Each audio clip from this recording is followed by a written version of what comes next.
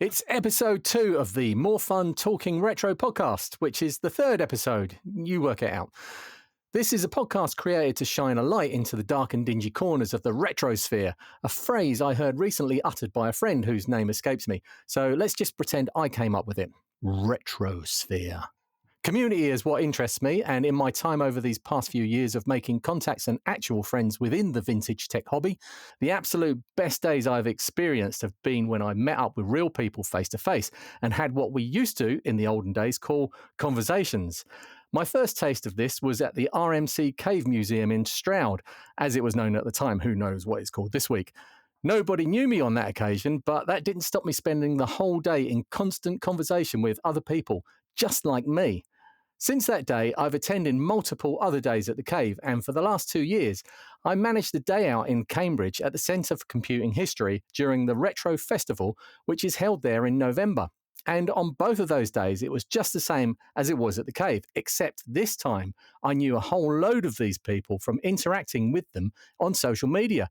People like Dave Williams of Devilish Designs, Adrian Graham, the digital dinosaur, Roy, the loud Scots bloke Templeman, Dean, Break Into Program Belfield, and Tim Gilberts of Gilsoft, to name just a few.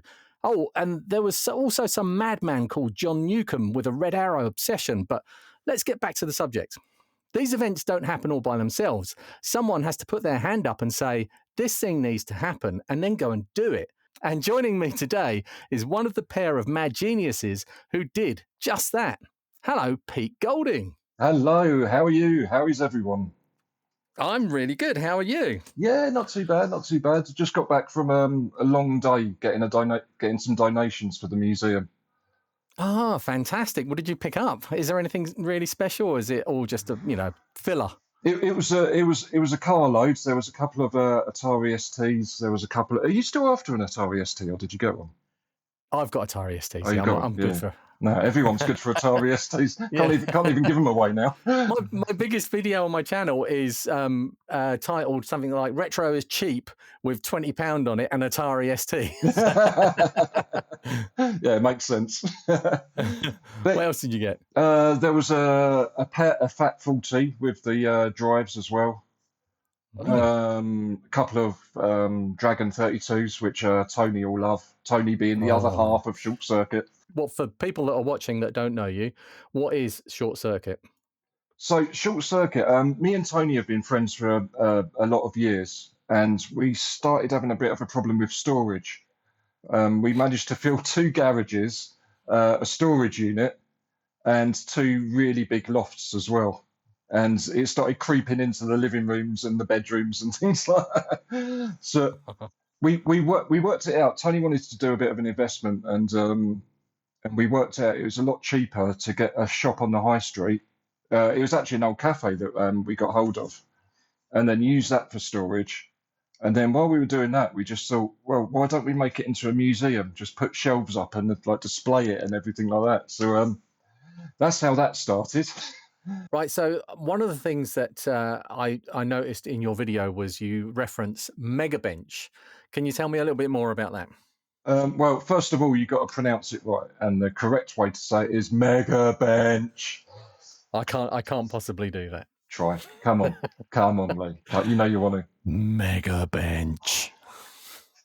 That was wonderful. The passion in that was just.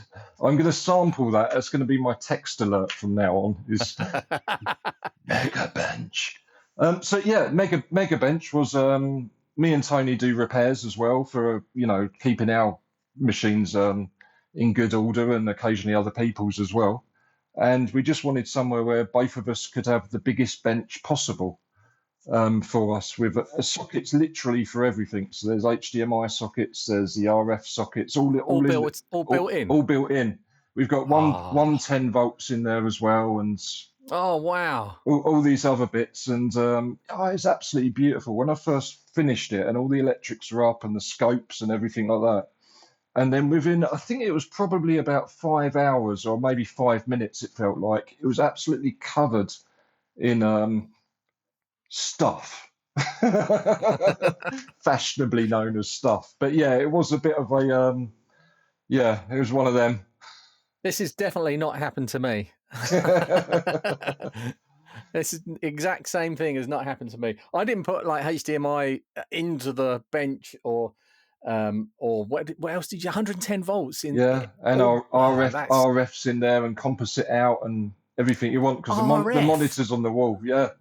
So whereabouts in the country is Short Circuit then? So it's in Sandgate, which is in Folkestone, which is southeast England in Kent. That's too wet down there. So it's right next to that big wet stuff. Yeah, but got to be done, innit? Do you get any like corrosion from salt water? Like cars, you can't buy a car from the coast. Yeah, definitely so. Yeah, you always get that. Like I used to live in Thanet, which is on the other side, the other side of the little loop bit that comes out of and I used to go on holiday, leave my car there, come back, and all the brake discs and that had rusted and corroded, and you're right. Never buy a car from there. Don't buy a car from the coast. Right, so this is the thing that fascinates me because I think everybody that's in this hobby that started actually collecting anything and has got anywhere far enough down the line where they're starting to struggle for space, if they're like us, they want to share the things that they've got. Absolutely. And the next natural evolutional step for us is to open a museum. I think, Neil has obviously done it himself, and you've done it down there in Folkestone as well. I will have to make the pilgrimage. How long has this been going? When did we go? About 2 years now. Right. So, but it keeps evolving. So obviously now it's become a hub for our plans for the future for doing RetroFest and all these different events that we've got in our heads. Fantastic. Well, we'll get on to RetroFest in a minute. I want to pick apart Short Circuit a little bit more because it absolutely fascinates me. Is this something is it now a full-time thing, or is this something you do as well as the day job? No, it's on the side of it. So the good thing is where we set it up originally for storage, it doesn't actually have to make us money. But it's great because in the summer we just open the doors and people come in and we have a load set up so people can play them and like Amstrads, the ones that people know really. And we've got the obscure ones there if people want to ask questions about them or see them, we can put them on. But you know what it's like. It's always a BBC someone wants to hear being switched on with that little beep. Yeah. Boop, boop. Boop, boop. So do you charge an entry fee, or is this anybody can wander in and pick whatever they want and take it away? Yeah, basically, yeah. Just come in and empty the joint. It's great. Give us some more room. Yeah, it's one way of doing it. Yeah, but the problem is, we're sort of outgrowing it a bit now. So I don't know what to. It's the same as everyone, though, isn't it? It was, I think it's Bart van der Acker, isn't it? In Holland, he's got the Helmans Museum, and I don't know. He's completely outgrown it, so he's got to buy the property next door. And the guys in Swindon finds they're filling up now, so they want another building somewhere or to extend or whatever. So the problem is, as soon as you get a museum, everyone thinks, "Oh, we'll donate to you," which is absolutely brilliant and wonderful. But there comes a point where you just think, "Please, not another Amstrad." But not another 48k rubber key. Yeah, exactly. That's it. Yeah, what do you use them for now? Door stops and everything, Yeah, holding things up. Yeah, stopping paper blowing away. That's the best thing for them. Nice little paperweight. You can edit that bit if you want. No, it's absolutely true. They're better with the heatsink in as well. I've got a box down here, just absolutely rammed with them. I'm just going to start giving them away now. Do you do any of this? I mean, do you get to the point where you think, is it worth selling this, or should I just hand it off? Occasionally, if we've got doubles of things that are actually nice machines, sometimes we sell them. But if it's to a friend, it's like just a token amount or something like that. Or if we've got money invested in the machine, obviously we'd try and get that back if we'd actually bought it or whatever.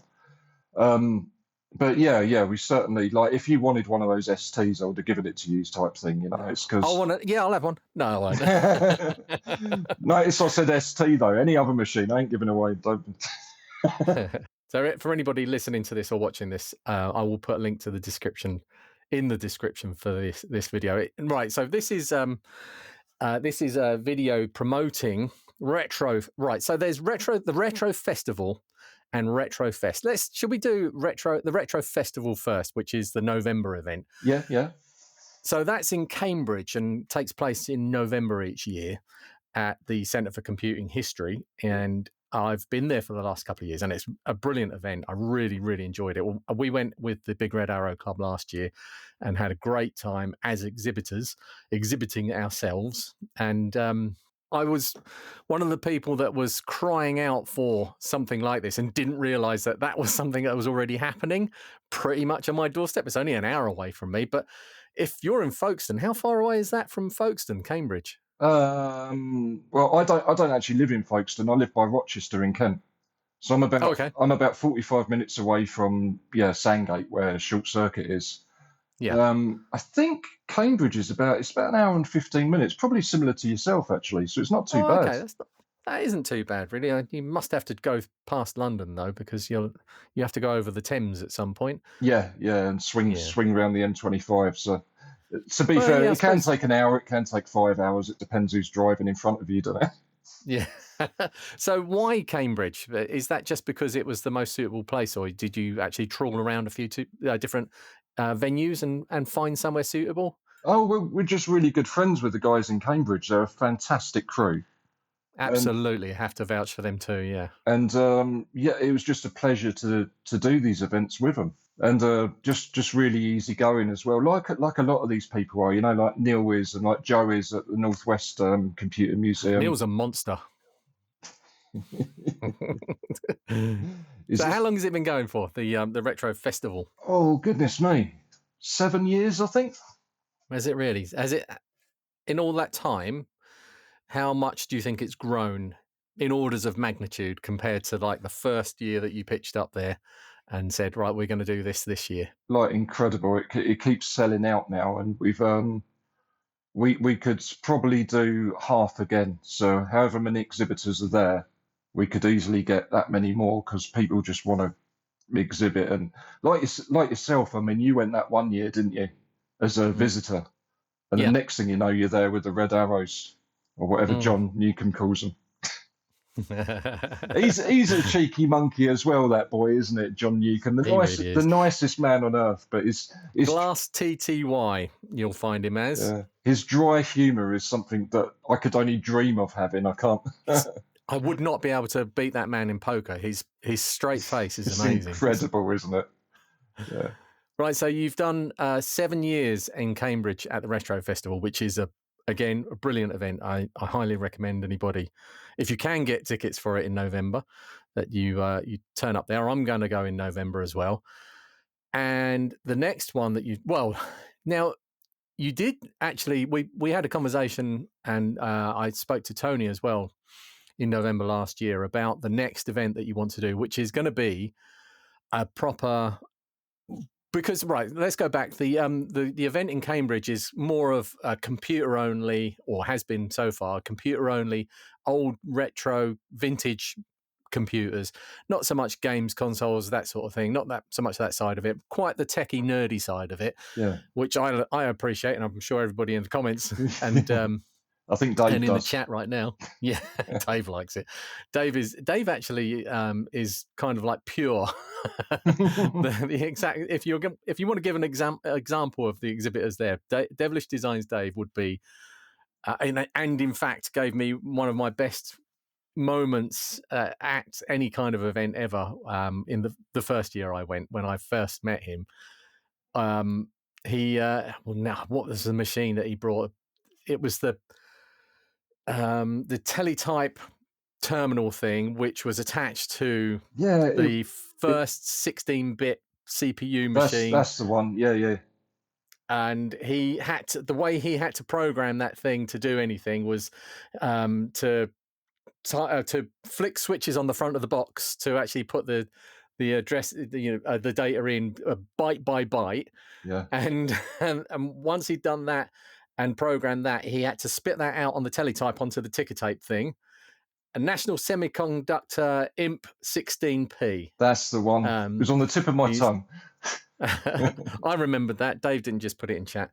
That comes out on the teletype, on the ticker tape thing, and then he has to feed that back in, because that's the program, to the machine to then run that program.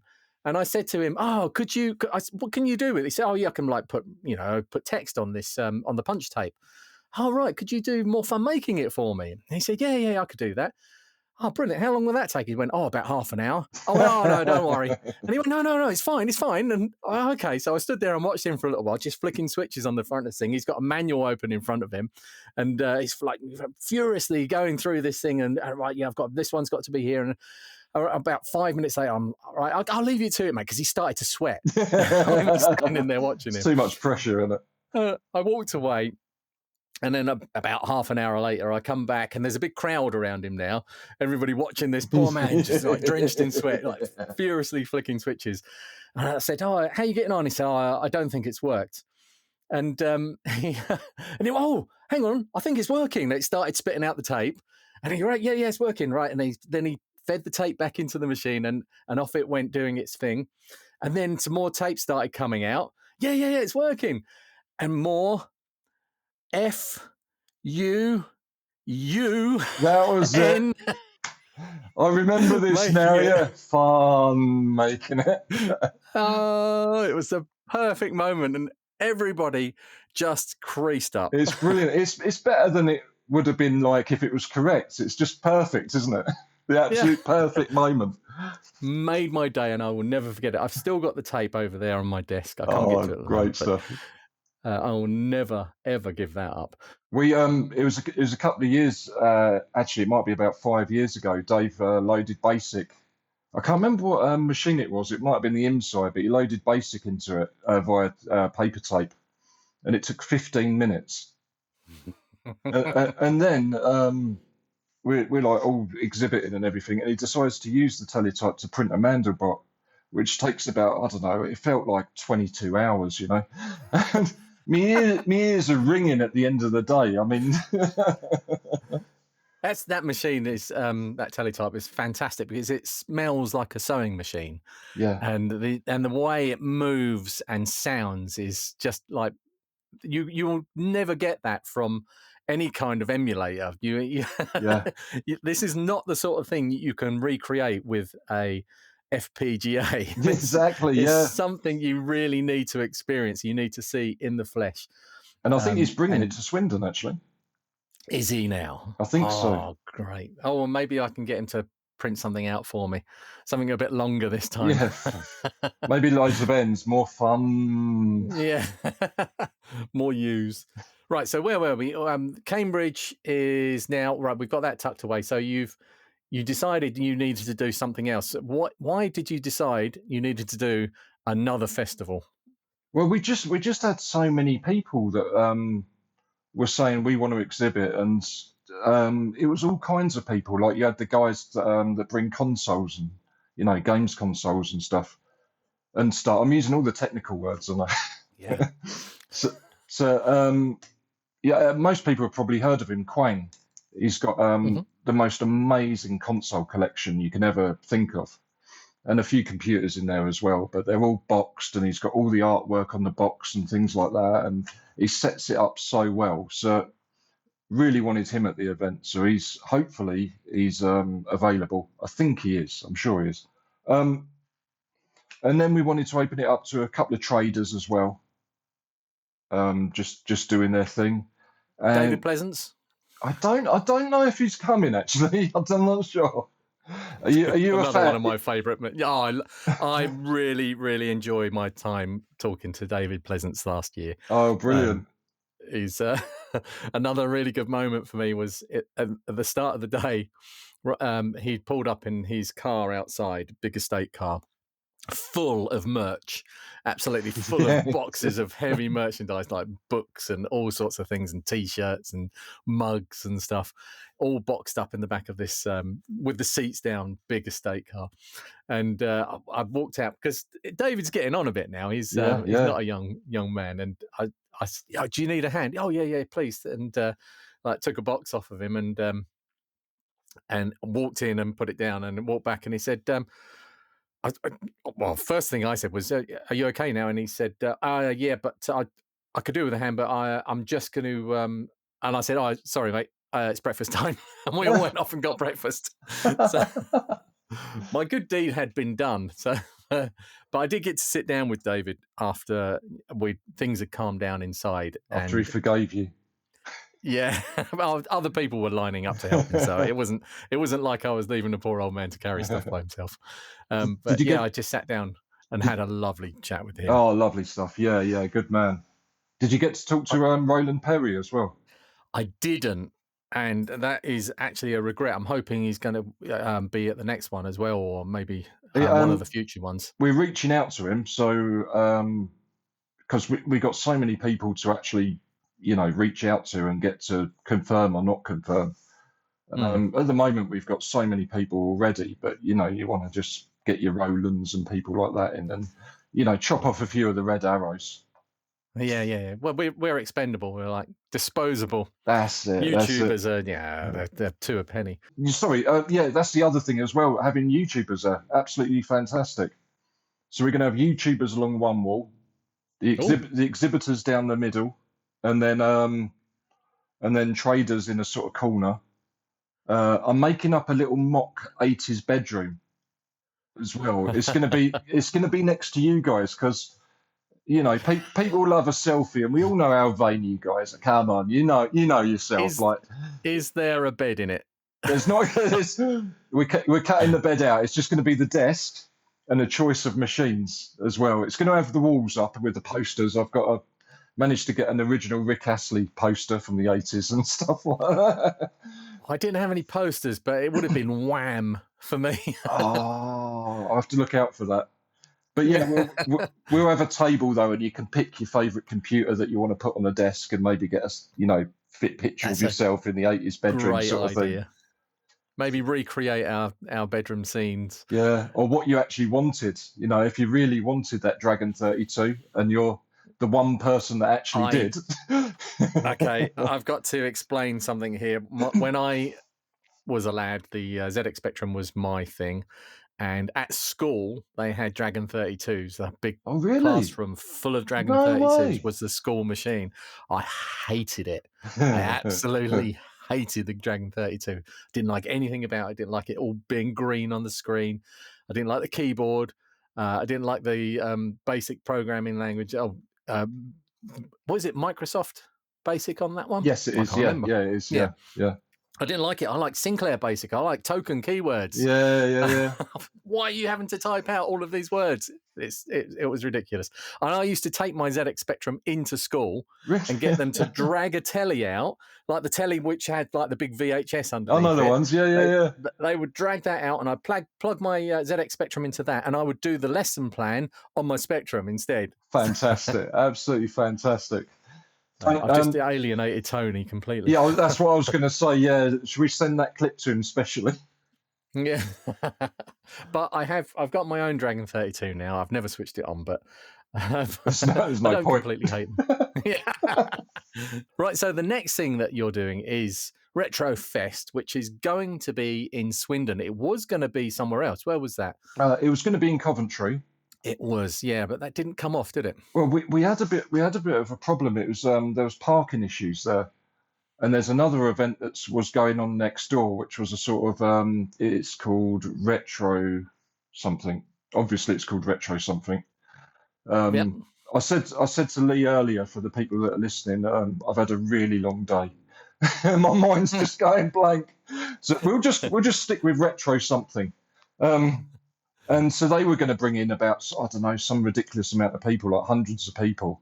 And then if RetroFest brought in X amount of people as well, there was just nowhere to park. So, Swindon seemed the obvious place because it's got its own car park. But if for any wonderful reason we get hundreds of people there, you've also got the outlet car park, which is right next door. And it's it's massive, so there's no parking issues at all. It's just these little things that sort of you have to think about when all you want to do is put a table up, put a computer on it, and get people happy. But you have to think about parking and power, crackers, and toilets, and food as well. Apparently, you've got a cafeteria this time. There's a wonderful cafe there. It really does. They do a cracking breakfast.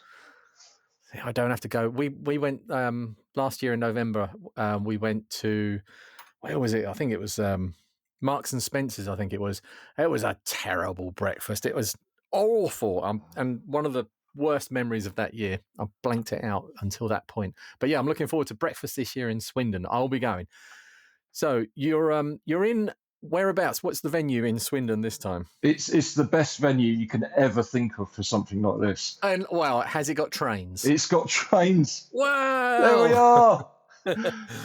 So it's the STEAM GWR Museum, or the GWR STEAM Museum. Again, your brain. And it's amazing. It's such a nice place. But when you enter there, you can either go into the STEAM Museum, or it's got some big old halls, which were the old engine sheds and things like that you can hire. And so that's what we've got. We've got one of those which can fit, I think it's about 52 exhibitors or tables. So if an exhibitor has 2 tables or whatever. This is in one room, yeah? Yes. Right. So we're trialing that first, because the next size up takes a ridiculous amount. It's absolutely huge. But that'll be the plan for next year. If all goes well this year, we've got some big plans for next year with this bigger hall and things with you YouTubers and, you know. Well, my wish and dream is that this becomes the VCF of the UK. I want this to be that. I'm just so envious of America's retro festivals, because they just look so amazing, and I want something like that over here. I do wish you'd made it a little bit closer to me. I was quite happy with Cambridge, but obviously the space issue was a problem. But what I will say is, Premier Inn at the moment, or last time I looked anyway, £34 a night. I think the hotel was. I better book. £34 a night. You know, stay for the week. I can't sleep here for that cheap. I know, you might as well move there. It's cheaper than life. Yeah. It is. It's going to be cheaper than my rent, I think. Crackers, isn't it? Absolutely crackers. The Steam Museum, absolutely fantastic venue. So we'll get a nice setup there, and yeah, it'll be a really good event. What are you taking? We're going to have too much to do any sort of amazing setup. So we're going to take the old favourites, I think. So we're going to have a table just with your sort of Amstrad 464, your BBC, just ones that people recognise. And the workhorses. Yeah, exactly. And ones that are easy to set up, because you can just switch them on and go, can't you? Unlike poor Dave, who has to toggle everything in. If you want blinking lights, you've got to work and sweat for it. Exactly. You will sweat for my more fun making it badge. He's going to print out everybody their own ticker tape of their own custom name as they come through. Just form an orderly line. It'll only take 45 minutes per person to print out your name. Just give him a towel to mop the brow every now and then. Yeah. Be like a surgeon. We can get someone to do that. Just mop his brow as he's going. You're right there, Dave. Right, so these retro events the two of you are do you get any help, by the way, with this? Is it just you and Tony? As far as the organising and things go, yeah, it's just us two. And I assume then it's just all completely plain sailing and nothing ever goes wrong. We get a few bits and bobs as you go away. Normally arguments with each other, but. Imagine that. It's soon resolved. I'm sure Dave will say something now about us bickering like an old married couple half the time. But no, it's good actually, because I think the way me and Tony work is we're probably the only two that can tolerate the other one in things like this. So it's a match made in heaven. Yeah, absolutely right. Yeah, but you get people dropping out. I mean, there was a couple of issues one year. One guy fell off his bike and hurt himself, and couldn't actually exhibit. And things sort of happen, and then you try and fill that gap or get someone else to bring more stuff and stretch it out. But yeah, they're just sort of bumps. They're not really that bad, to be fair, because everyone's just so nice and excited about it. I mean, like yourself, you just can't wait, can you? And neither can we. Honestly, the best thing when I got into this hobby, I enjoy collecting the computer. I enjoy getting the broken ones. I enjoy repairing them. I enjoy restoring them. And I enjoy interacting with people on the internet. And I enjoy making the videos. But the days when I get to go out and actually see people that do the same things and that have watched what I do and are excited about what we do, Yeah. those are the best days. Just It's absolutely nothing else in this hobby comes close to the excitement and just thrill I get from meeting up with people that just want to talk about the same things that I love. It's so good. Yeah. It was a bit of a shock when I first rocked up because it was like, oh my God, you're just like me. I thought I was on my own. It's not like people like Star Trek guys. They know there's conventions and stuff everywhere. There's Star Trek fans everywhere or whatever. And this is sort of like, I thought it was, there's more of me. It's brilliant. Also worrying. Yeah, too worrying actually. It's really nice that you and Tony are doing this, and it really does take a pair of special people to actually put something so amazing together, and not only to do it once but to do it twice. I honestly take my hat off to you. I'm in awe of what you put together in Cambridge, and I'm really looking forward to the Swindon event. And I will drag as many of my YouTube chums as I can along with me. Oh, brilliant. And we'll have just the best day. So have you got anything else you want to say to plug the event and also what you do? So we, if you can go to the website, it'll be on the description, and you can go there to get tickets. You can see our YouTube video on the website. Excuse the excuse the Norman Wisdom stroke Alan Partridge impressions that I do. But it explains a bit about the video explains a bit about Short Circuit, and then it says about the event. But the event's going to be pretty big and pretty impressive. And then again, lead into bigger things as well. I hope so. It's just £10 entry as well. Yeah, which is ridiculously cheap for a day out like that. Yeah, and you can stay all day, and it's on the Saturday and the Sunday as well. So come both days. Why not? You can see Lee. You can see Lee twice. Yeah, in stereo. Yeah.